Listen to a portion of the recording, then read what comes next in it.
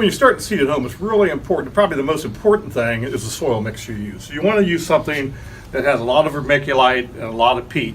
You don't want to use a real heavy mix like topsoil.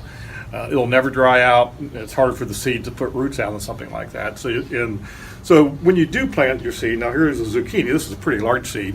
You just kind of pop it down there below the soil and cover it up a little bit. Then you would dampen this soil, put it on a windowsill where it's about 70 degrees, and don't overwater. That's the other thing people do with their seeds. They overwater them, then there's a disease called dampening off. So they'll overwater them, the plant will get real tall and just fall over at the base because it just rots at the base. The other thing you want to do before you put your plants outside, you want to harden the seeds off. And what we mean by that is you're growing them in a house, it's going to be 80 degrees, it's May 15th. You want to get them out, but you don't want to take them right from the house to the garden.